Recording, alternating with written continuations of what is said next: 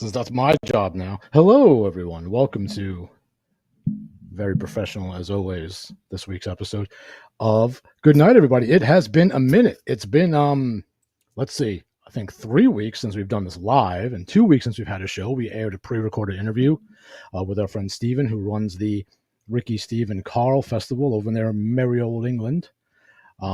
Tonight is not only the return of me, it was the return of, as if by magic, foreshadowing, Stephen Garone, Catholic Comedy, my site. There he is. Hello, Stephen. Hey, everyone. I am back. Everyone. Why are you wearing... Now, I know what's going on here. Without giving away who our guest is tonight, although everybody knows because I put out an announcement. We did that. But he is known for, among other things, wearing a very big hat. So I went and I got my biggest hat, and I'm assuming that's what you did. Is got your biggest hat. So no. We can all be simpatico. Simpatico. I am wearing this hat because I have been using this hat because my house has been falling apart a little bit. And so that means it's time for our new segment, This Week on the Farm. Stephen on the farm. He has a farm. I do have a farm. So this week on the farm. So this has been a couple weeks on the farm we've been dealing with. So I think I may have mentioned on the last episode that we had that there was a little bit of a fire. It wasn't a big fire. It was a small fire. Well, let's recap for the people briefly. Some months ago, maybe your first or second episode of the show. Right. Well, you told me you tried to make bread. It's Christmas pudding. You put the dough right on the open flame of the stove without putting it in the container. No, it was and inside. It caught on fire, and you were surprised. It did catch on fire, but then you threw your bathrobe on top of it, and then that caught on fire. I brought it outside. Running around the kitchen in your underpants, screaming. No, that's not. No, so that's why I remember it. No, that's not. Well, we were making a Christmas pudding, and you're supposed to put water in there, and the water is supposed to stay in there, and you're supposed to keep track of it. We left, and we came back. The water had boiled away, and it was just smoking, and then we took it outside, and when I opened it up, it burst into flames. That was a different thing. This is, so when you live on a farm, there are these small things called rodents, and they are everywhere. Oh, you know what? Sorry, little aside. We got a giant rat in the attic here. Yeah, well, get in line. I have hundreds. My father-in-law saw it with his bare eyes. Bare eyes? Is that a saying? He saw it with his eyes today. Naked eyes. Yeah, that's it. No, so we've had lots of issues with rats. It just is a thing you have to deal with on a farm. And so what happened was there's a hole underneath we have a crawl space, and there's a hole where electrical wires come up, and the rats chew through the wires to try to get through the hole, and it caused a fire. And so I threw buckets of water onto the fire, and then we bought a fire extinguisher. And a few weeks later, see, there's your problem. You're supposed to have that before the fire. Yeah, so we bought one because we had one in it, but it wasn't readily available in the kitchen, and so I was just throwing water on it, and then I went to Vegas for a week for my developer conference, and then I came back, and there was another day there was another night, 2 a.m. We wake up, we run downstairs, and the kitchen's on fire again. So again, I throw buckets and buckets of water on it. Why was it on fire this time? Same thing. So I turned the power off, but apparently I didn't turn it off all the way. There was still something happening. I don't know, but something sparked. Fire was happening, so I had to do it again. So we had the insurance come out, and then so this past 2 weeks they demoed the kitchen, demolished, not demonstration. So we have the full version of kitchen. It wasn't a demo. But you unlocked the full version. Yeah, but they demolished the full kitchen. My advice is don't spring for the DLC. No, you know what? Because it's just like a core egg. Yeah. You don't need that. No, we don't need. We got our own eggs really with the farm. Oh boy. So we went through and they like, oh well, this wood here is water damage. I'm like, yes, I threw buckets of water on it because there was a fire. Like, yeah. So they cut some parts out, and that allowed me access into the subfloor. And I went into the I went underneath the house. Oh no! That's a mistake. See, I played Resident Evil 7, Yeah, no, it and was this is where you get into problems. yeah. There were, and so after If you this, find a videotape down there, don't watch it. there was a videotape. Well, that's Don't huge. watch it. That's later in the show. We're gonna show everyone that live. No, Uh, we're not. so after, we got the whole thing because we pulled everything out. The water was shut off to this area, and so the rats used to come up and they would like chew at like the dishwasher or whatever tubings, and it would cause water to leak out, and they would drink the water. Like that's what they do. But we pulled all that out, and so then they went for the tubes that were like the main tubes that were bringing water into the house, and they sprung leaks on those, and so we had and so I this morning one Is this why was people have their tubes tied? no, not a thing, Because I not hear a that. lot about guys having their tubes tied. Is that why? So the rats No, don't. no, it's not. That's not a Maybe you rat. should have your tubes tied. Nope, that's not a thing. You know what That's we can do? We'll help you. We'll start a GoFundMe. no, Help Steven get his tubes tied. no, not We're gonna be raise a money thing. for this. We'll make it happen, Steven. Don't worry. Your tubes will be tied by the end of the month. That's not. You can tell I your wife I not to fixed. worry. I There'll be fixed. no more leakage from your tubes. They'll be tied up good. So I crawled underneath the kitchen, Okay. the kitchen, and I found where the leaks were, and I had to repair them, and so I did that. That was my whole day today, and so it's been. And yesterday, our car, like the serpentine belts, snapped. Uh, 2 days ago. 2 days ago, the serpentine belt snapped. Steven, you've got gremlins. I know it's like there's so many things that happened these past like few weeks for the house, and so we're in the process. I'm repairing things. I've learned so much about construction and electrical and plumbing and things like that and ways to fix stuff. Oh well, And that's I've good. gotten See, a good yeah came of it. Now you yeah know a lot of good how to stuff do all came that. out of it. I'm focusing on that. But yeah, it was definitely a time frame where I But was like, still, you've got 18 children, so it must be hard with them running around with the rats.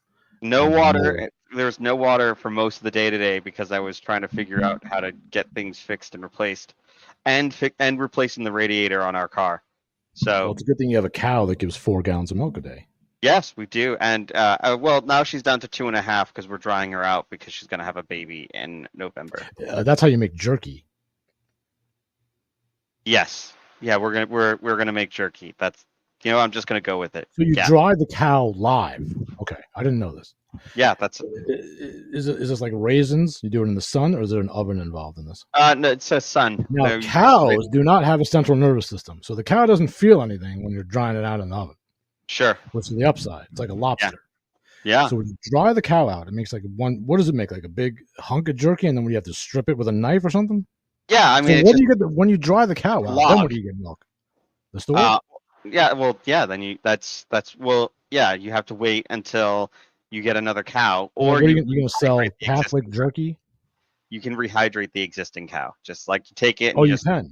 yeah, you push it into a pool, and Okay. it takes like 10,000 gallons, but it will rehydrate the cow, and then the cow gives milk again. So you can trim the jerky off like shearing a sheep, kind of. Yeah, kind of. Yeah, because And then you just- cows grow jerky naturally. So See, I don't live on a farm. I didn't know any of this. This yeah, is really it's just interesting. what you learn.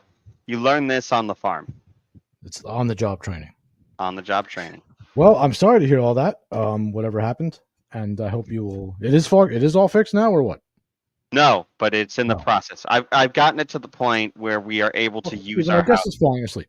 So what we're going to do is we'll bring on, as if by magic, our guest tonight.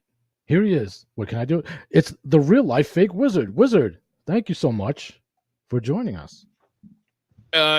Jerky's really good, but it depends on what company you get it from. I think That's true. That's a pretty big differentiator there. Some of it's terrible, some of it's pretty good. I Well, I'm like just to gonna get make it from my own him jerky. now. Now I know a guy. Yeah. I'm Well, gonna have to get the What's good details. jerky? What's good jerky for you? Oh, I don't know. There's a lot where so I moved from New York. I live in North Carolina now, and Ah, there's a lot of Oh, local stuff there, which is like really good. So I don't even know what the name brands are, but it's like we local have a stuff there. dehydrator, so we make our own. we are both formerly from he and I from New York and have That's since true. moved into the South. Yeah, Everybody, get the hell out of New York. That's that's the goal, that right? that's the move. Yeah, Yeah. Yeah. Well, yeah. he moved. Well, we were from Long Island. I don't know if you consider that New York. Well, I'm But, from New York City, so we're not too far away. Although, yeah. like, Okay. we're far away in time, but not far away in actual mileage. Yeah. Mm. Yeah. Very true. And Well, that's because like 2 blocks in New York City is an hour and a half drive. Yup. oh yeah. Another Yeah. reason to get out. It's why when people say like, you hear people in Manhattan say like, "Oh no, I'm not going all the way to Brooklyn." If you've never experienced it, you're like, "What do you mean all the way to Brooklyn? It's a matter of blocks." Yup. But it's not. It's a pain to get there. You don't want to do it if you don't have to. Yeah, I was talking just briefly a couple of days ago. It's like, oh well, you can go to Broadway anytime you want. It's like that's an hour and a half from where I am. Like, My wife had her friend visit when we were. My wife is from where I live now. She's from Texas, Southeast Texas, and we were living back up. I had moved her back up to Long Island for a while, New York for a while, and her friend from Texas who had never been to New York in any capacity came to visit, and they were like, "We're going to go into the city," and I was like, "Okay, So of course, all her friend wanted to do was like Statue of Liberty, Empire State Building, and they were like, "Oh, what's the Empire State Building like?" And I was like, "I've never been there in my life. I have no idea. We don't do that." And then like, We go don't to do Times that. Square. I was like, why on earth would you want to go to Times Square? It's like Applebee's, people peeing on the sidewalk. Like, why are you going to Times Square? But I've never been to New York City. I lived on Long Island. I've never been to New York But City. you left when you were like 4, didn't you? I was 8 when we left, but still, I've been back to New York since then. Never but went to like never. You never went to the Christmas Spectacular. You never did 30 Rock in the wintertime.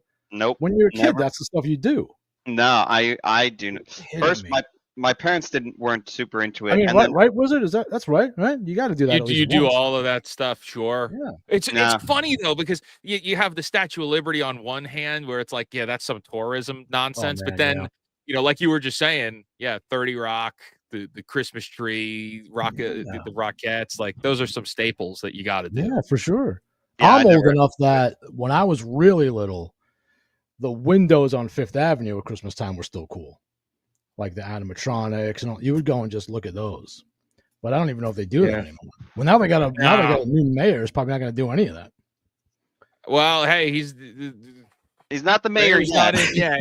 Anything can happen. Hey, we're not there. Whatever.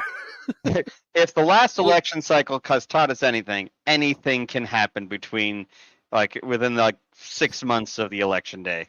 I mean, outside of like entertainment purposes, this is not a political show, so don't get scared. Oh, yeah. But yeah, I mean, come on. Well, what are you gonna do? But people are surprised, like, oh, New York voted for a liberal-leaning Muslim guy. It's like, yeah, it's like New York is like the London of America. What do you expect? Well, hey, I think Adams is going to win in a unanimous landslide. Because crazier things have happened. It's true. Anything can happen. Who knows? Adams is supposed to be running third party now, and for those of you who may or may not know, whether you're Republican, Democrat, upright, left, down, Adams is really bad. He's a really bad mayor. Yeah. Sure. New York has had quite the run of really bad mayors. It goes in waves as a city though. Like the 70s was like murder town, and then post Giuliani. So Giuliani, he stripped a lot of the, I guess what people would call character, but he also stripped away a lot of the crime. Let's be honest. Now the guy's kind of nutty now, but he did do a service to the city in that. And I'm Italian, so if anybody should be mad about the mob being moved out, it should be me. I don't like that. But the rest of it, you could go to the city after he was done. Let's be fair. But I would even give Bloomberg credit. Yeah, Bloomberg Bloomberg after him. I would give him sure. credit because the school system in New York during Bloomberg's tenure was Yeah. really good, and now it's I not. heard that. Yeah. Yeah, his big push was education, and so he supported a lot of programs and things that were pretty good for the city. Yeah. Some I of the did not guys. expect this conversation to go this way. I'm going to be No, honest. we're gonna move it in a second, but even the guys that even if I don't align with them politically on a lot of things, there were guys in there that had genuine love for New York that wanted to see it do better. Yes, and that was enough to tilt it in the direction of the good at least a little bit. So for a time, it doesn't last. I mean, there's a reason why Batman, Gotham City, was based on New York City at night. That was and it was the 70s too, Steven. That was the 70s that. Yeah, I mean, really and the 80s. Concept. Because that was because when Tim Burton did it, it was basic. Gotham City being New York was oh, is it New York or is it Chicago? And there this back and forth as to which one it was. And then they're Tim Burton's no, it's New York, 100%. It is New York City. It's just New York City with steampunk architecture for some reason, but otherwise it's fine. It's New York. But they all have in the movies, right? In the comics, the one thing about Batman is he doesn't kill, right? Every version of the movies just murders people left and right. Straight up murders people. Just straight up murders everybody, though they don't acknowledge it. Christian Bale's Batman beats the pulp out of people. He doesn't totally murder, but hey, if they're never walking again, at least they're breathing, He blows up. He blows up all the ninjas in the first one. They're dead. Oh yeah. Well, yeah, that's true. They don't talk. They don't talk much about them, but henchmen, he'll kill henchmen. He killed all the ninjas at the beginning of the movie. Yeah. Even the fake Ra's al Ghul died from that. Yeah, he killed the whole building burns down. He saves one person from all of that, and then he's like, "Oh, I'm a hero now. I don't." He's I didn't kill them. The bomb did. Yeah, you set off the bomb. Hey, that wasn't me. But I used to be mad about the same argument that everybody gets mad about. Why doesn't Batman just kill the Joker? It's not his responsibility to kill the Joker. It's the state's responsibility to kill the Joker. Don't get mad at Bruce Wayne. Get mad at impotent bureaucracy. That's a very good point. I mean, the fact that the Joker can get out of Arkham and they they don't. Why wouldn't they even send him to Alcatraz or something? Just send him to another federal prison. I'm sure he's committed some. They have other superhero prisons in universe. Yeah. That guys with actual powers don't get out of. Send them there. But the Joker, that's the other thing I never the joke. They built up the Joker so much in Batman. The Joker is Batman's biggest enemy, and it's it's just so weird because he has to be impossibly smart. He has to be the smartest man on the planet. He's supposed to be a genius, but he's crazy. But he's crazy and he's a genius, but he's smarter, faster, and stronger than every other person on the planet. No, nobody said that. Nobody said that. I'm saying in the for any of the stuff to work, he has to be as strong as Bruce Wayne. Well, no, here's what I've heard. I've heard this from one of the creators. I forget which one it was.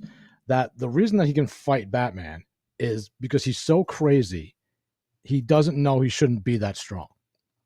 It's kind of like the adrenaline rush. People you hear a mom lifts a car off their kid, in an accident. Yeah, because it's pure adrenaline that takes over. I'm not saying I agree with that 100%. I'm saying that's the explanation that has been given. Yeah, and then there's different versions of the Joker. And, there's true. 3 of them now. It's a mess. Oh, that was crazy. It's become a bit of a mess. I don't really read comics anymore because most of them are a mess now. Yeah, I stopped in 2015. That's about when I stopped. Yeah, that's about when I stopped. Yeah. I like to watch the shows based on the comics as opposed to reading the comics. I like the 1990s Batman. Well, that's the best Batman, I would say, maybe ever. Oh yeah. Well then, and then that spun off into Batman, Superman, and then that spun off into Justice League, and then Justice League Unlimited, and so but then they concluded it. There was a time frame where that universe concludes, and that's I think that we miss a lot of that. Like you talk about, this is a segue here to talk about the things we want to talk about, but we talk about like Disney and like the Marvel universe. Is that Marvel died? Marvel stopped after Endgame, right? And they could have rebooted the whole thing and started again with another thing, but like the storyline ends at Endgame, and it's a good ending. It's a good way to end the whole series. That's like 10 years worth of movies. But even that Thanos' motivation was retarded. They changed it from the comics so much that it made no sense. Do you know why? Do you know why he does it in the comics, Steven? Yeah, because he's trying to court Lady Death. Exactly. Makes sense. Yeah, it makes sense. But when you're talking about a movie, like most of the people would be like, "What, Lady Death? What on earth does that have to do with anything?" Oh, well, see, this bothers me. And Wizard, I got to get your thoughts on this. Why are certain completely incomprehensible things acceptable on film, and some are like across the line? So a guy that can snap his fingers and make half of creation disappear, people flying around under their own power, Greek gods fighting each other, that's all fine. But the embodiment of Lady Death, well, no, that's where we draw the line. What do you, Wizard? Do you think these decisions are just like arbitrary decisions by like stupid executives? What is it? Well, if you made it where he's killing, well, you also got to remember who's in the hot seat, who's writing this, what are the motivations behind them at the time of putting pen to paper, and at that time, for them to create a Thanos that is purely evil, that is completely irredeemable, Disney, HBO, Warner Brothers, everybody in like the Hollywood sphere is now saying pure evil is boring and it's unrelatable. So we must make Thanos relatable. And so the version of him that is out there in the movies now, and the version that all the future generations will know of Thanos is, oh, well, he had good reasons. He's morally gray. He had good reasons for killing half the universe, because if he's doing it to court Lady Death, well, now also that means you're making Lady Death an accessory to all of that murder, which makes her bad too. And you really think Disney's going to put out a female bad guy like that in the form of Lady Death that wants to, firstly, that's a woman that wants to kill all these people? I don't think that ain't going to fly. But no, it's because of the morally gray thing. Game of Thrones ruined us for a good decade. Oh boy, yeah. These are excellent points. Before Game of Thrones. I'll go back to like the Harry Potter. Harry Potter, DC. I was going to say the DC universe. Like all the villains in there are complicated and like Steven, look. Go to Harry Potter. So me and you, especially me and you, because we're Catholics, right? We have a lot of reasons for not liking Harry Potter. But I say, aside from that, for even people that aren't, right? For even people that aren't necessarily religious, Harry Potter is a vehicle for moral relativism. Like, is it? Everything is ends justify the means. In Harry Potter? Yeah. He gets away with everything. The villain is purely evil, though. That's the villain is purely evil, but his means for defeating him is often relativistic. I've never heard that before. So I really have to think about that. That's an interesting idea. I see a potential Wizard video in the near future. I think I would have to analyze that, because I would have to analyze each movie. I think the one thing that I can appreciate about Harry Potter is that it's very clear-cut heroes and villains. And very clearly there is the Death Eaters and Voldemort and all the bad guys, and that kind of hedonism is extraordinarily frowned upon, and that's a bad thing. And I feel like they did or at least J.K. Rowling did a good job of saying, like, these guys are bad. Well, what it is it's fascism versus communism. So fascism had a good end in mind, wants to defeat communism. Great. Communism, clear evil. But their methodology, You're saying that the good guys were morally gray. For sure. Well, yeah. Especially Harry. Really? Mm-hmm. I didn't watch I did not watch or all the movies or read all the books. So I stopped. I mean, think of them matched up even with Tolkien, where you've got morally clear good and evil, but the methods are always on the side of righteousness. They're not using. He didn't even want to use the Palantir to spy on Sauron because it was linked to evil. Wouldn't use those means. That's part of what makes Saruman so tragic, because his argument begins, well, we got to use the enemy's stuff against them. And Gandalf and those guys are like, no, we're not doing that. If we lose, we're going to lose righteously. Yeah, Saruman was always after more power, though. That's the nature of the thing. Yeah, that's Saruman had issues. Saruman had issues. But what I want to know is where. So Wizard, you came on my radar, because for two reasons. One, you went after Disney Plus specifically, and are still on them, and I agree with that 100%. Two, you did a little bit of a takedown on someone that Stephen here knows. We're going to talk about that a little bit. And three, because you were railing against this price increase and how it's been enabled by basically weak gamers. Consumerism. So I want to get your perspective on all these things and how it started. What made you first go after Disney and Disney Plus? So it actually goes back to the origin of my channel, of why I started this channel just a little over a year ago. I've only been in the YouTube as a fake wizard, for about a year.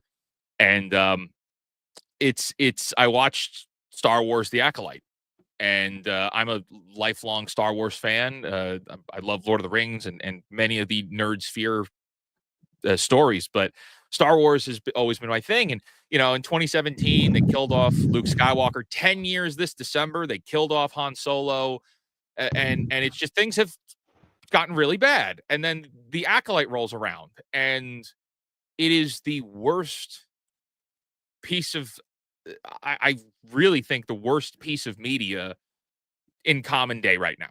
And like, you could really explore that. I think it's that bad, because the actual, you want to talk about like morally gray and all that stuff. It's like The Acolyte is pure selfishness for every single character involved.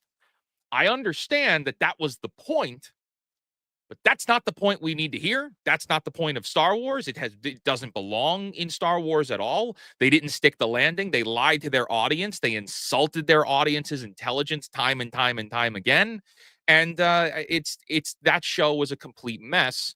And that was my tipping point of like, now I feel compelled to talk about it. Now I feel compelled to take a stand, as many other content creators have, to say that I'm fed up with the war on our stories, and specifically heroism, because Harry Potter, that's something I'm really going to have to think about now, and maybe we'll talk about it off stream, because I'd very much like to know your like the thought process with that. I want to explore that. Sure. But we could point to just about anything that's coming out today, coming out last year, 23, 24, the 2020s entirely. Heroism is dead. Storytelling, stories as a medium, is dead.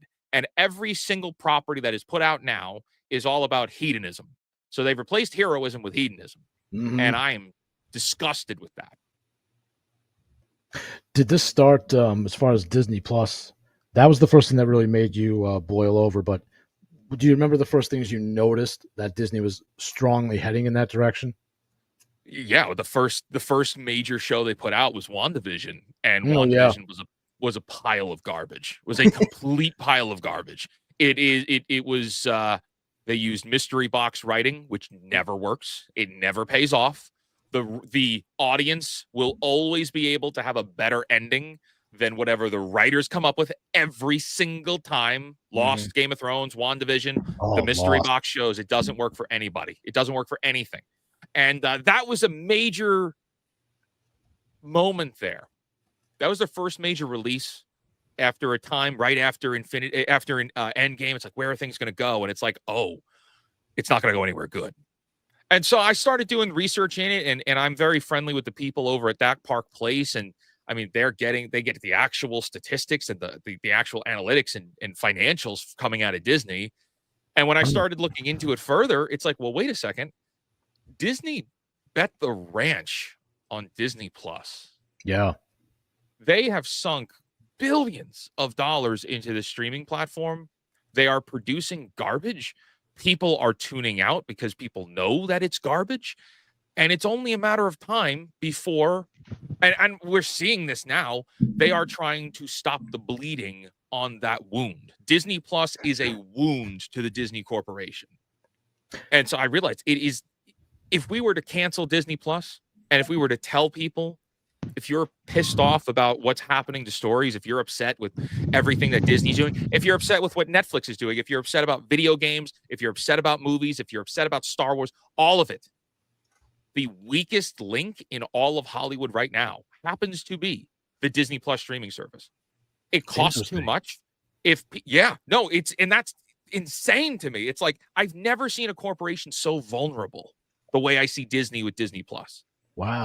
Why does Disney need Hulu as desperately as they do? Why are they willing to take out billions of dollars in debt to buy Hulu and acquire 100% of it?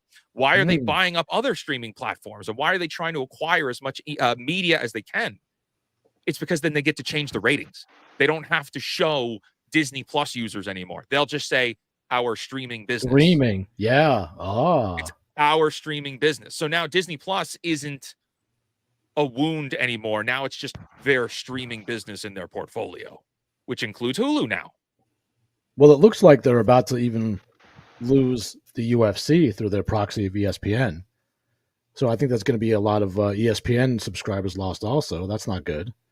So the streaming business, even with Hulu, doesn't look like it's in great shape anyway. All streaming business right now is like really on houses of cards. It's like Netflix can survive mostly because they have the most cash flow, but like something that people don't understand, all the streaming networks operate in perpetual debt. Mm-hmm. Yes, I knew that about Netflix. Yeah. Like Netflix operates in perpetual forever debt.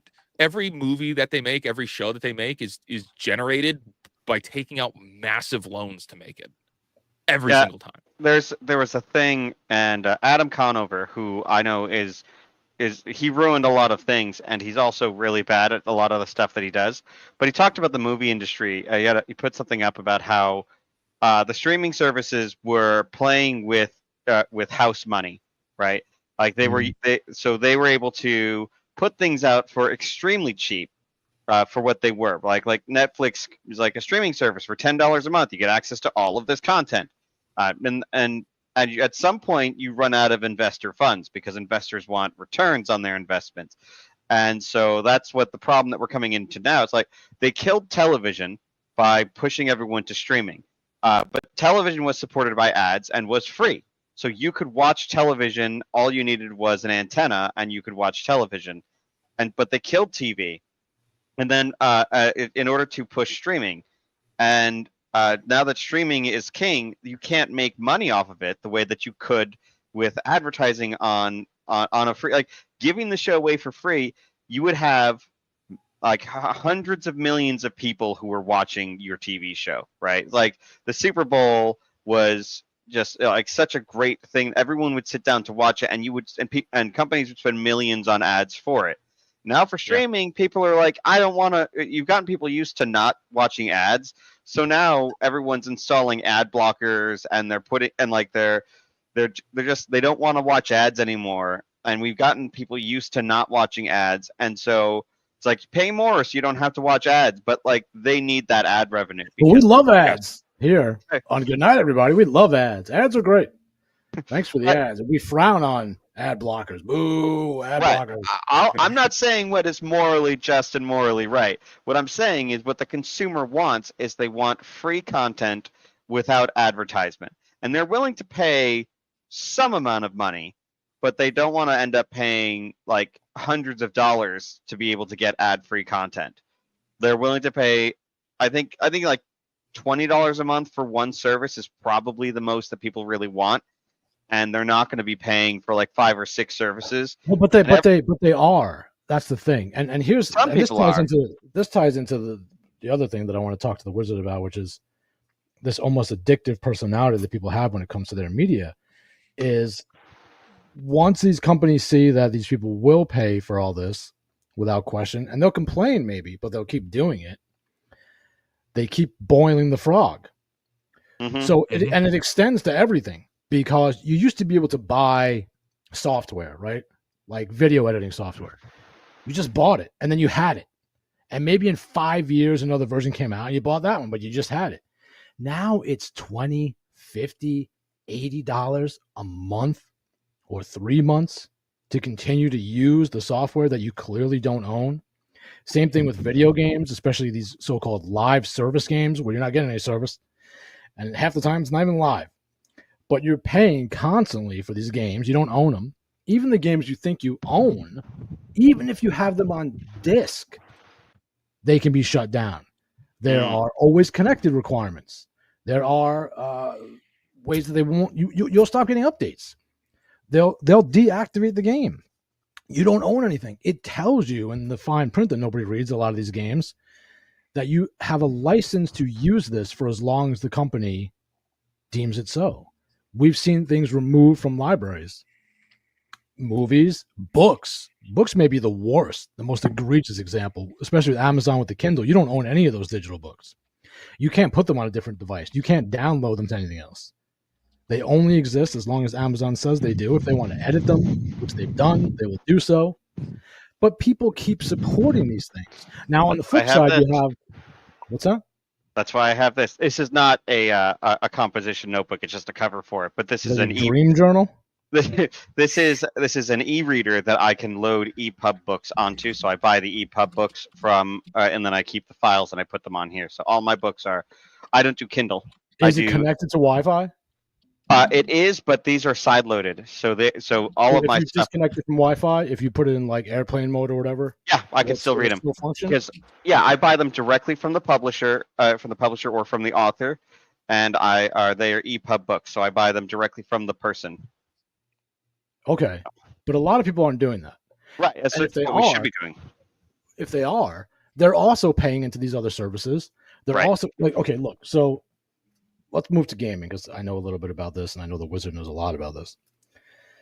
Nintendo, Steven, I don't know how aware you are. They announced the Switch 2. I saw that. If you want Switch 2, I'm kicking you from the stream right now. Did you get a Switch 2? I have not. I'm considering it, but it's so expensive to buy it. Okay, so there we go. So this feeds into the problem, and I want Wizard to expand on this if you wouldn't mind. Yeah. Part of the reason it's so expensive is because Nintendo knew they had their fans addicted, and as much as they grumbled, they were going to buy it. Wizard, can you tell our audience and Steven here what happened with the Nintendo Switch, the pre-orders and the sales, and what happened with their game pricing? Yeah, there's a lot here, but you know what? What's interesting is this story also tethers back into streaming and the whole streaming problem that we were just talking about.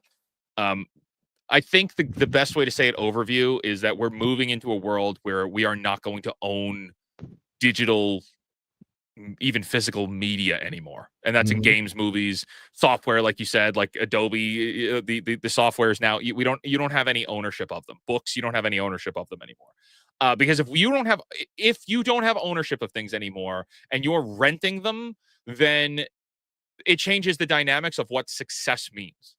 So if you're renting things, then they're just going to be able to say, oh, well, this is how many users were engaged. And then that is equated to a victory. But right now, when people do not buy said products, those products fail, right? So it is kind of taking control away from the buyers in the marketplace.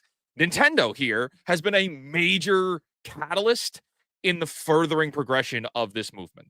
The Nintendo Switch was announced for $500. It's running virtually on 2020, 2019 specs. It's not the greatest system. The Joy-Cons are the same. It's still going to give stick drift if you play it for too long. And it only lasts about 2 hours, like with battery life. So it's not terrible. It is not the powerhouse of a system that should be costing you $500.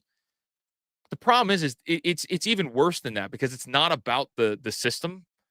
It was always and always has been about Trojan horsing $80 video games. These companies don't make a lot of money on consoles, if ever. Like Xbox usually takes a loss on their consoles. Right. These companies make money on games. It's all about the games. That's where they make their most money. And they make the most money when those games are 100% digital because then they don't have to give you anything. It's just a digital file you get to download and they get 100% of that $80 transaction. Exactly. So Nintendo played out a bit of a gambit here and they used the Trump tariffs as leverage to quiet down detractors which I think there should be case studies on, with how it's fascinating to me how many corporations have been using the Trump tariffs, which perhaps in the long run we're going to find out really didn't do all that much, but it incentivized corporations to use that as fodder to lie to the public and raise all of their prices, even on digital goods that have nothing to do with tariffs. That's the funniest part. That's the funniest They did that part. in 2020. They did the same thing, or 2021, right? When it's like inflation is happening, and then everyone's like, oh, I can raise my prices because there's inflation now, and so. But it was actually worse than that, because many of the corporations had mouthpieces, and they were paying influencers to basically say, hey guys, COVID-19 is really rough right now. Prices are gonna go up, but it's okay because they're gonna come back down. And then all those corporations had record profits. Yeah. Even during the pandemic. And so that has greed is the standard. We know that all companies are going to be greedy. Once they have an opportunity to raise prices, they will raise prices. Well, and it was the perfect storm of small businesses being destroyed and leaving an even greater vacuum, combined with the fact that, inflation is inevitable. You just got to pay this, but hang in there.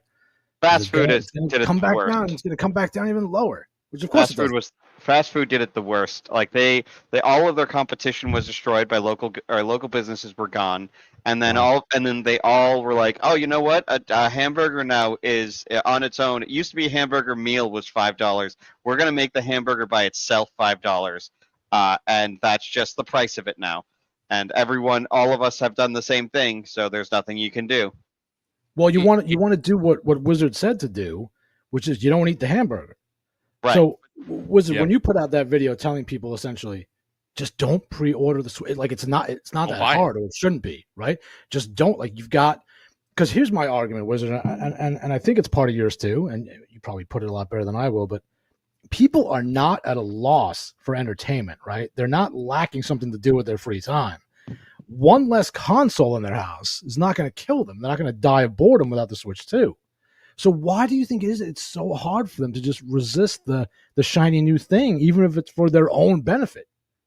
This is a topic that it came. I was on somebody else's stream last night, and it came up, and it was the first time I said, and I'll say it again here, a topic that I only have ideas on. I haven't put out a video on, but I will eventually. We need to talk about gaming addiction. Yeah. We need to actually address gaming as an addiction to some extent. Like, we need to talk about it. And that's going to get me a lot of hate. I don't care anymore. I got 5,000 comments on one of my last 2 Nintendo videos. And the only reason that happened is because it was taken and put into Reddit forums and it exploded. I got hate mobbed. Fine. Beautiful. Your words don't hurt me. Right. But the amount of people who came into the comments and said, I agree with everything you're saying, but I'm going to buy it anyway because I don't have willpower. I see it. Yeah. That blew my mind. Like, it actually scared me to the core of, oh my God, there are hundreds of people dropping in the comments. I agree with you. A lot of these points are bad. I'm going to buy it anyway. Yes. I see this all the time. We really need to address, like, it's not gaming addiction. I would argue against that. It's gaming addiction. It's really. It's addiction. It's FOMO. Right. It has nothing to do with like they want to have it because it's something they don't have. But it seems particularly egregious when it comes to video games. Because our video games are particularly egregious when it comes to price. You have people who are buying streaming services so that they have a streaming service, that they buy a streaming service where they're paying $20 a month so that they can watch Everybody Loves Raymond, which they could buy the complete series of on DVD for $50 or whatever. Yeah, they're going to pay $20 a month so they can have access to. And I'm just choosing Everybody Loves Raymond, but whatever show you want. I got to tell you one thing about this though. Disc changing fatigue is real. What? No, I'm not saying I'm not guilty of this. I have Peacock, and I use it to watch. Use it to watch Psych. Steven, you want me to get up and walk 10 feet to put a different disc in? I know. I can just press a button. It's only going to cost me double. It's worth it. But I'm saying, like, people, like, TVs today still sell, even though everyone has at least a 55-inch TV that is fine.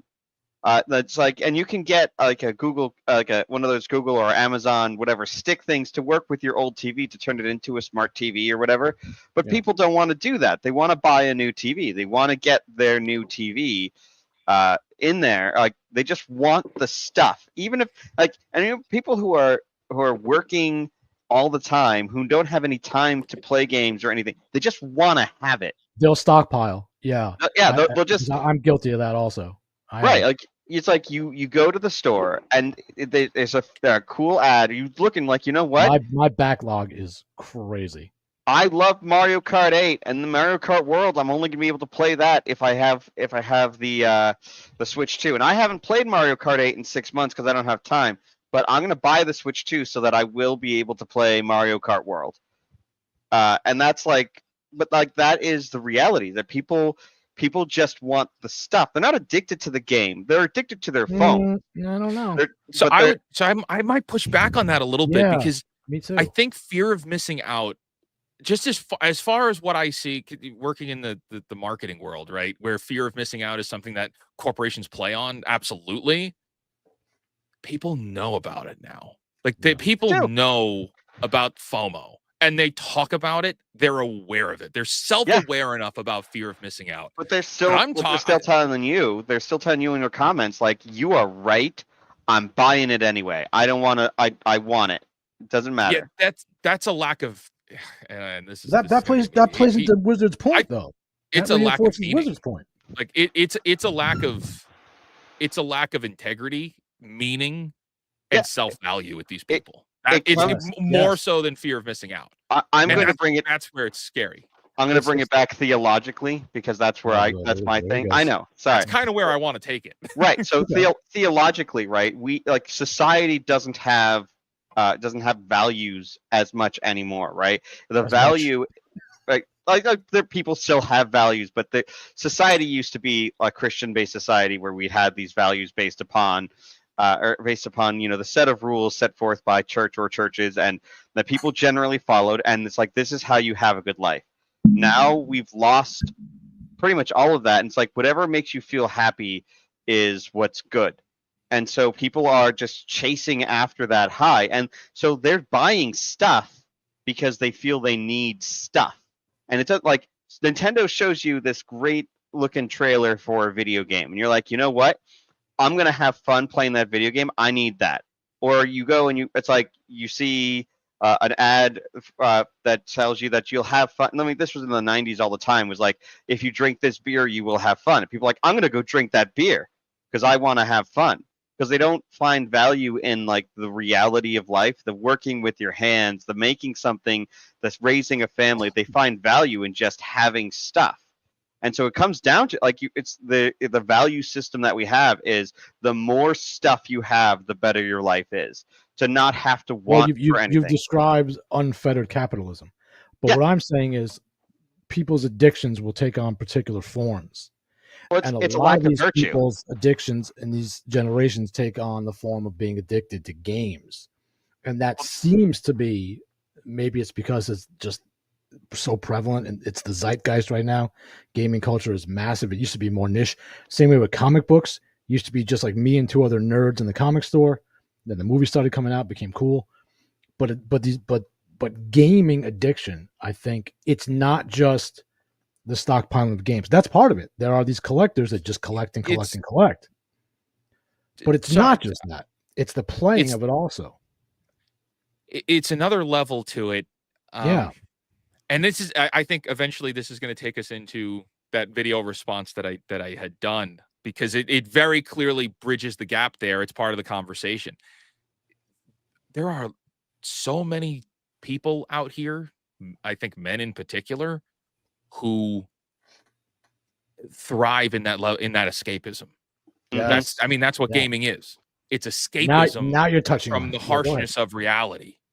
And the thing here is, though, I love these games. I love comic books. I love playing Dungeons and Dragons, or used to. The company sucks now, so I don't support the company. But point being is, I love stories. I love storytelling. I love being able to use the vehicle of stories to emotionally connect with characters and then be able to emotionally connect with other people. It's only through hearing specific stories and learning about heroes that we learn the virtues of heroism. You talk about theology. It's like the story of Christ. It's a story. Christ is a character, a very important character, and it's you take up those virtues in your own life. Well, that's the same. You could say the same thing similarly about a character like Luke Skywalker. You pick up the heroistic virtues in these characters. The problem is people don't see the difference anymore. They just live in the fantasies of these fantastical worlds, and they're not living those virtues. And I think that's a big differentiation there. They're not living it in their lives. Playing Mario Kart World, sure, maybe it's fun, but is it fun at the cost of all games are going up to $80? Yes. And then they're going to go up to 90. And then they're going to go up to 100. And that's where it comes down to, like, yeah, we're going to get into the theological stuff. Sure, fine. But like, on the other hand, these corporations are doing actually evil, mustache twirly bad guy stuff. Yeah. And then you're playing into that because you want to have a little fun for a few hours after you get out of the job that you hate. Well, and it's like, we need to identify that. You touched on it exactly. Escapism very, very quickly becomes morally and spiritually problematic and incredibly dangerous. Because if you're that disconnected from reality, you're that much more susceptible to these kind of things, to this manipulation, to being used as a pure profit-making machine, because you're addicted and you hate your real life so much and you can't deal with it. And you don't understand. Now, if we're going to talk about things that touch on Christ, nobody understands the nature of suffering, even a little bit of it, and that it can be redemptive. They want to avoid anything unpleasant at all costs, and video games play right into that, man. And if you get people addicted to that, where they don't have to think about their real life and anything they don't like about it, well, they'll pay $80. Yeah, it's people have lost virtues, and that's what we're talking about. Like what you're describing is a lack of a virtue. They don't have like the ability to parse out things. Like if you want to have a drink, right? If you've got a long day of work and you go home and you have a drink, right? It's just a nice relaxing thing, or to smoke a cigar or something. Like those once in a while occasional things aren't necessarily bad, but the problem is that you keep getting hit with like this instant dopamine reaction. Everything we do today, it has that we have issues with social media, because everyone wants that immediate reaction, the immediate gratification from, you send out a post, you need these likes, you send out like this, you need the responses, you need the text or everything. So we need to keep track of, or we need to fall back on virtues and to keep ourselves in a better way. I can hear you typing, but I can't. If you can't hear us, I apologize. I can hear before. Chris, I think it's you. You might have. It's definitely Chris. Chris has had this issue before. Yes, I could hear Steven. Yeah. So I think it's. Well, we can't hear. We'll just continue and wait for him to try to. We'll try to fix his. We'll try to see if he can fix it. Usually it happens because like the battery runs out in his headset or something like that. I don't know, but so it happens. The thing is that what we're talking about is like, it's virtues, and if you were to cultivate the virtues, you wouldn't have these problems. You'd be able to enjoy a game, and then go. But all of these you're talking about like the mustache twirling evil companies out there. They're doing it because they can get away with it, right? They're doing it because we let them, and so because there's money to be made, right? And the only way to fight back is to stop buying. Mm-hmm. That's the whole I guess I'm with that's you. kind of been my whole point. So an idea that kind of came up recently for me, and I've started putting this in my content is, maybe for you, and maybe even for you personally, it's like, yeah, you want to play Mario Kart? All right, you're probably going to get the Switch. Okay, fine. All right, yeah, so you're going to get the Mario Kart World, maybe you get the bundle or maybe you pay $80. Okay, fine. At what point is your line Right. that you won't cross? We have to And I find that think, line. but it's on an individual level. And so now my biggest point is like, hey, Nintendo's doing like corporate bad guy stuff. Borderlands 4, there's a lot of corporate bad guy stuff there.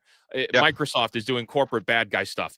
At what point on an individual level do you care? And so I don't ask you this very like you specifically. You may know it, but I can answer that for you. Like I'm probably not going to buy the Switch 2 until it dramatically drops in price, until just about the Switch 3. My kids and the screen time that they already have has made my life significantly worse.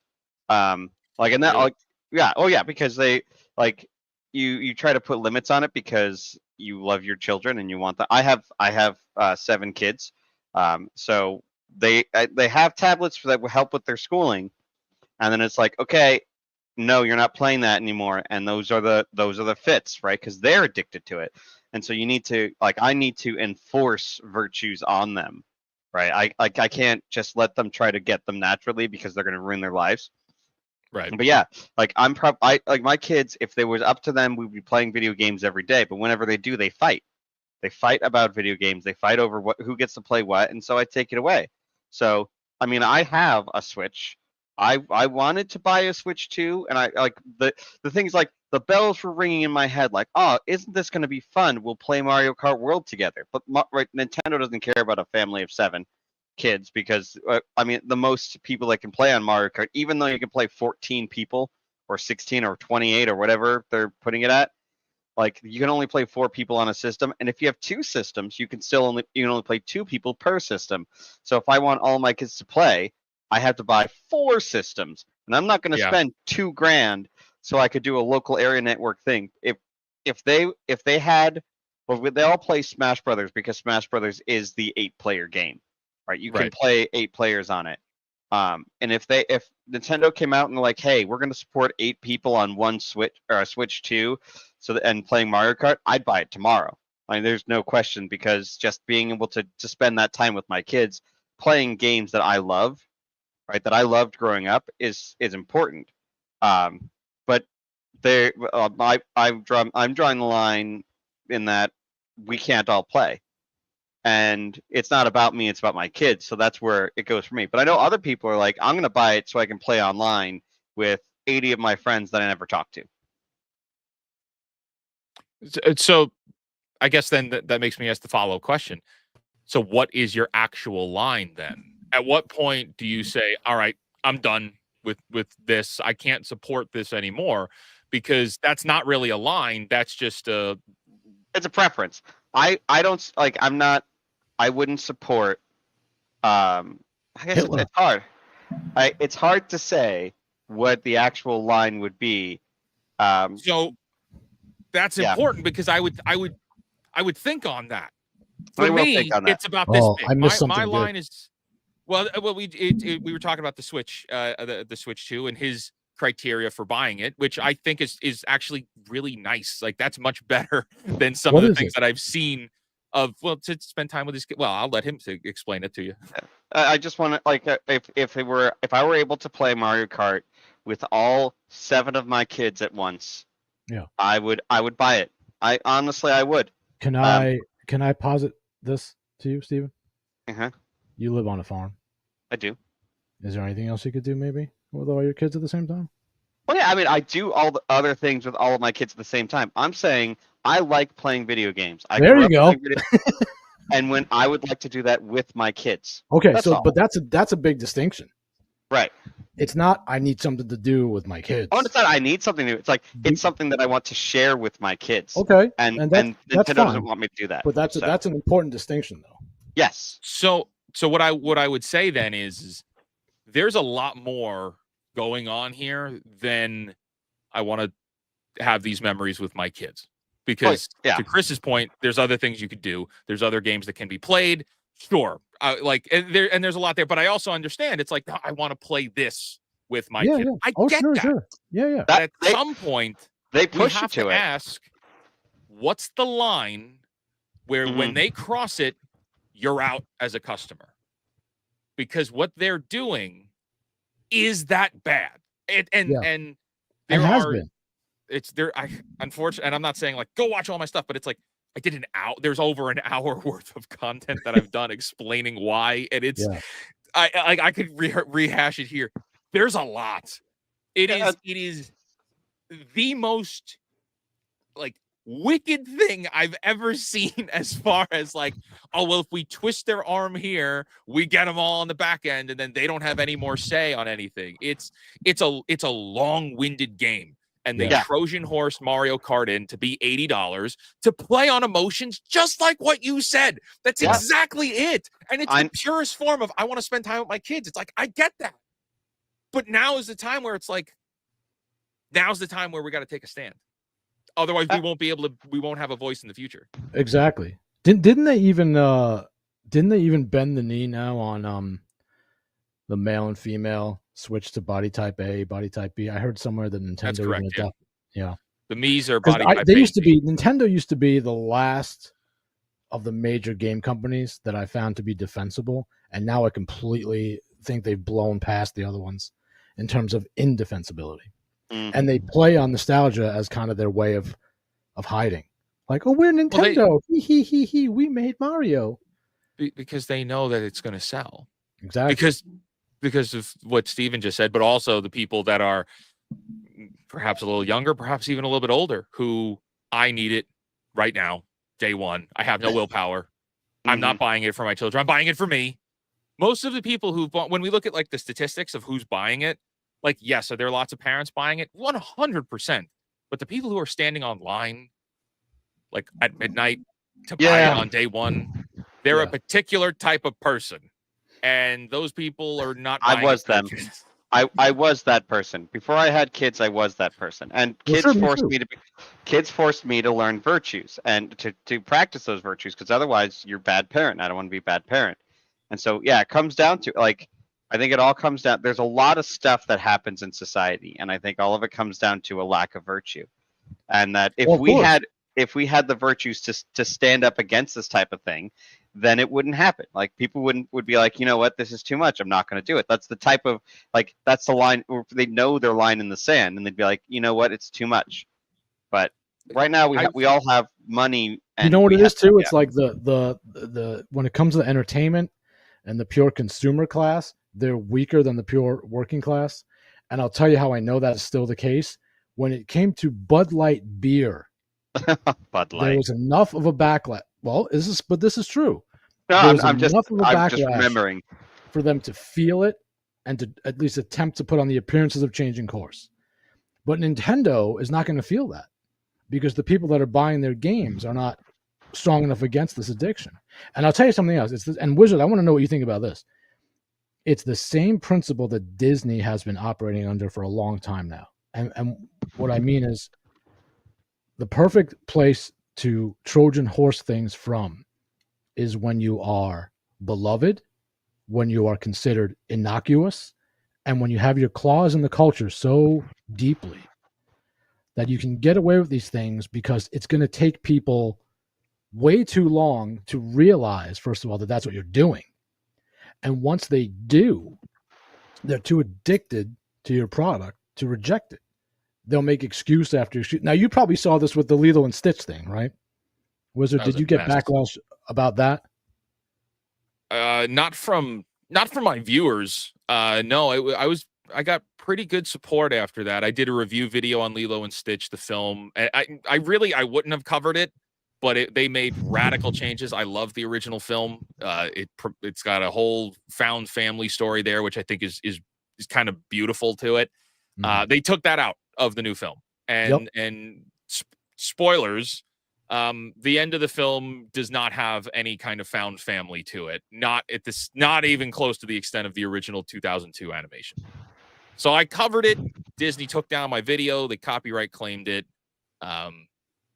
They still haven't released it, and it's been fascinating to see how that went down, because that's a movie that actually is making money. Is They it? still took me down. Oh yeah, Wow. it's going to make $1 billion. They just announced today. They just announced the sequel. Wow, that's such an indictment of the culture. Yeah, go ahead.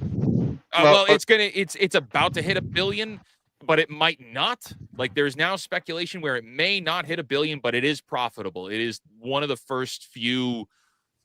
few Disney movies this year that will actually be profitable. Most of them probably won't be. Yeah, I mean, Wow. Disney could make a lot of money right now if they re-release some of the classics and just put them in theaters, because it would cost them nothing, and then people would flock to go see them. Yeah, but then that's Steven, that's the problem. People will flock to go see them, and you know what Disney's going to do with that money? It's going to turn around and make more woke trash. Well, what I'm saying is, family, undermining Disney won't do it used to be because absolute values. They might. they wouldn't do it. I tell you why they won't do it, and it's because it would be a repudiation of what they are trying to do. No, right? but Like, they don't care about that because they're playing the long game. If they didn't care about that, they would re-release the original Snow White right now, and just rake in the dough. Well, the problem is they hate it. They hate the original Snow White. They hate the original Peter Pan. They hate the original Hercules. Like, all of the old everything probably before the year 2000, they loathe. Yeah, and so it's never going to see the light of day at all. That is why that it's not just like the money is. If we stop watching the movies, the money will dry up, and they will be forced to do something that we would actually want. But it's more than about the money. Like, for Nintendo, like you're talking about Nintendo, it's more than about the money. The money is a huge driving factor, but there's, like, Disney actively hates the people who liked their movies previously. Like, they pull in a lot of their. Nintendo has no love for its fans either. Right, and not anymore, certainly. Yeah, they used their most loyal fans as like peons. Most recently with the Switch 2. The release model that they put out was Nintendo saying, "We think you're stupid," and their fires fell for it. Mm-hmm. And so there's this concept, and I'm going to clean it up a little bit. So the encrapification of companies, where it's all this investor money insisting that we need to get more stuff, and so then they make the experience. It goes from trying to get everyone on board to how far can we go before everyone quits, and like that's where companies are right now. Like, what can we do before everyone quits? How much can we bilk them for? How much can we squeeze from this? How much blood can we squeeze from the stone before people quit? And people just aren't quitting. And I mean, that's great for the companies. I think they're, and I'm sure Wizards might have some insight into this more than I do, but I think that they may be especially vulnerable right now because they had been raking in. The reason that they didn't care so much about the dollar from the consumer as much as you would think corporations would is because they were getting all that DEI money in the back door. But now apparently a lot of that has dried up. Wizard, do you know how much that's the case? Has that been a new thorn in the side of these companies? All of the investment money has been a major talking point. The problem is all the major corporations like Microsoft. Microsoft played its hand most recently with the Xbox showcase. It was the big revelation, like, hey, we're playing the long game. We care more about Game Pass than anything else. And also, once you're all on Game Pass, we're going to rug pull you, and you lose your voice of what games are made. We'll own the market. We'll own the industry. Microsoft is the largest company in the world. Yeah, they don't need investor money. No. Nintendo is the 8th largest company in the world, in Japan. 8th largest company in Japan. They don't need the investor money. Who needed the investor money? Ubisoft. But Ubisoft is falling apart. Like, the investor money means nothing. Tencent, which is one of their biggest investors, which is a Chinese investment firm, just wants to acquire all those franchises because they know that they're somewhat profitable in some way when handled in some particular fashion. It's, and I guess this is kind of where I've been taking the things that I talk about now. I think it's worse than people use the term DEI and woke. I think it's worse than that. I think it's worse than incompetence. I think it's worse than just like stupidity at a creation level. I think it's about 100% control and taking the voice away from all customers, taking your voice away as a buying customer. That's where I'm at now. And that goes past any kind of political ideology because it goes past politics. It is corporatism. It is corporatism at its core. And I don't say this as some like Marxist. I'm a business owner myself, but it is terrifying to me the extent of how bought in people are to just blindly supporting these companies. Oh, Game Pass is $20. That's a steal. Oh, but I need to play Mario Kart. Okay, it's $80. There's going to be ramifications for that purchase price. Yeah, it's demonic. I would it's like whatever you want to call it, whatever you want, like the isms or whatever. It's this evil. It's evil. Vice personified. It's this idea that they've taken your addiction to games, and you talked about the addiction part. They've taken your addiction to either games, or maybe it's just to nostalgia or whatever, and they've turned it into a money printing machine. Your addiction to whatever you want, the thing that you're looking for, which is a wholesome escape from reality, which some people live in really terrible places and really want a wholesome escape from reality, and they've turned that into a money printing machine. I would say it's demonic in a way. It's the spiritual warfare against your own. I mean, I'm Catholic. I'm going to call it that, but it is evil. It is the furthest extent. I have friends who are conservative. I have friends who are, I would say, socialist. I have friends across the board of all different walks of life. And what I keep saying to them just in passing lately is there a third option? Is there other options out there? Are there other things being talked about? Because what we're seeing here in the corporate space goes way past modern day CNN, Fox News politics. And it's not a political thing. It is corporatism running rampant. It goes past Marxism almost. It goes past capitalism. It's complete control at the corporate level to own you. Yeah. And that is terrifying to me. So my big push is, and I might just wear a stupid outfit and some stupid hats, but it's like, I'm going to use that as a vehicle to try to wake people up at an individual level. Well, that is capitalism's logical end. That's the problem. Yeah, and this is why it doesn't have to be. Capitalism is not in and of itself virtuous, and like any sort of ism that goes. Well, it's like when you're talking about like a capitalism is in the end a worship. What you want is distributism. You want distributism. You should do some reading on distributism, Wizard. I think you'd like it. It'll never be implemented because of everyone, but as a system, it's pretty incredible. There's having been in the corporate space for such a long time and having learned so much about it,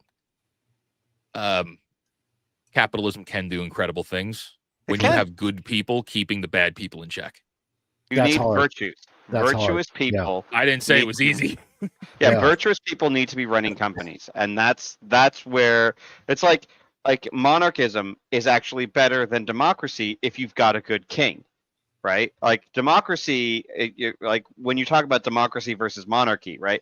Democracy is when basically the mob gets to rule, and so long as the society as a whole is good, you're going to get good things to come out of democracy. If society is horrifying, then horrifying things come out of democracy. Monarchy, if you've got a good king, it's good. If you've got a good CEO, corporatism's not as bad. But here's the other thing. And what's missed on these top... Yeah, sorry. Oh, I'm sorry. Go ahead. I'm sorry. Go ahead.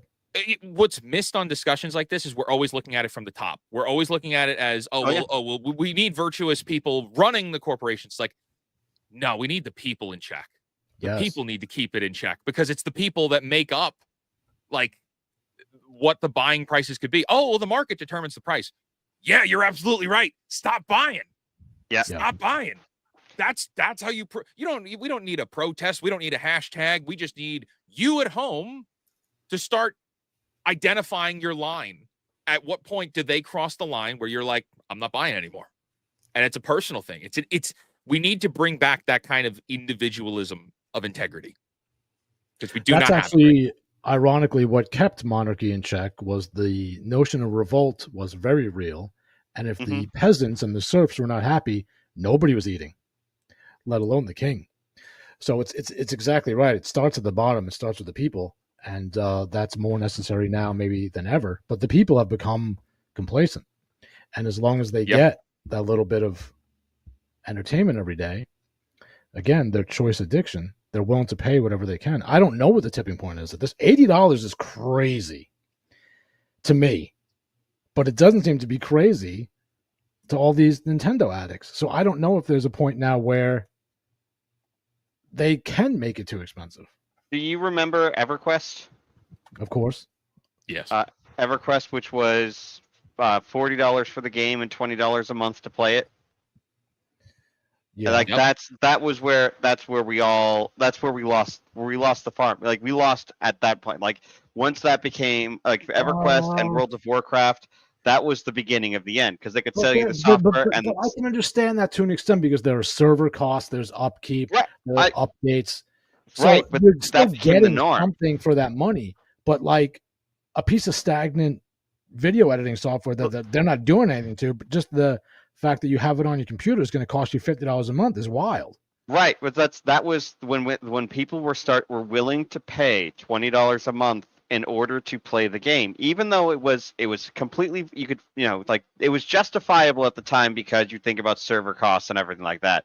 But people were willing to pay to play the game. That was the beginning of the end. And then like when people weren't willing to pay for apps on their phone, when they would just only download the free apps or pirate apps, right? Like we by being unvirtuous consumers initially. Piracy next time if Wizard will come back on. That's a whole other. I can't stay on for much longer, but I just wanted to like put the thing in like. We'll start to wrap up. Yeah. Let's wrap. We'll talk about more of this later, but I just want to put the thing is like piracy and the pirating culture is what caused all of this to happen. No. That's crazy. I'm putting that. We're gonna have that debate next time. That's my stance here. That's wild, man. I completely. Piracy caused all of this. That's the craziest thing I've ever heard in my life. Maybe. That's a mic drop. That is. Okay, so the reason being. Now I gotta go. Piracy caused this because we were unvirtuous consumers who were trying to steal as much as we could. No, that's not what piracy. That's not what piracy is. I'm saying not what happened. We weren't willing to pay for things, and so they switched to smaller payments on a micro scale. We'll get into that's not what happened. That's not what happened. Are you on their payroll? No, I'm saying that it was the start. That there's. We'll talk about it next time. We'll talk about it next time. I'm sorry. That's not true whatsoever. It's a good discussion for sure. And it's a really good discussion. I love the piracy topic. I love that topic, but it needs its own. It needs its own episode. Okay. So maybe Wizard, would you come back in the future and maybe we'll talk about it. We'll focus on that. And we didn't even get to the hobby condemnation pushback video that you did. I do want to talk about that in the future too. So maybe we'll try to set up in the near future for you to come back on at some point before too long. I know you're busy and you're getting busier and busier because your channel's blowing up, rightfully so. But that doesn't change anything. I'm still just a man. I hate when people it goes to their heads and they think they're famous. It's like, go outside. No one knows who you are. It happens a lot, unfortunately. We've had potential guests on here cancel a week before the show because they suddenly got a viral tweet or whatever. They became too big. But, and we wish them well. Yeah, of course. It's fine. But yeah, we'll love to have you back on, dive into the piracy thing. We can shut down Steven's nonsense and talk about whatever else. But Wizard, you're doing phenomenal work. I really appreciate your voice being out there. You express more eloquently than I could thoughts that I've had and continue to have about these problems in these industries. And I hope that more will hearken to your voice as time goes on and that you'll continue to grow. And let's stay in touch. And thanks again. Sure thing. Happy to be here, guys. Thank you. Steven, anything else, Steven, before we... Yeah, I mean, I've got so many mic drop moments there, but we'll save them. Oh yeah, no, it's no. I got nothing else. We're good. We are good. I appreciate you, and we will talk more on another time. He has to go milk his cow. It's I not a do. euphemism. I have a cow. He's We'll a talk literal more cow. about that too. Yeah, we'll talk about that. All right. Well, thanks to everyone who tuned in live, everyone who was watching the replay. Please leave your thoughts on any of these issues in the comments. We're happy to always hear dissenting voices. And join us next week when our guest will be, I don't know. And in the future, when we will have the wizard back on again and pick up where we left off. Until then, good night, everybody.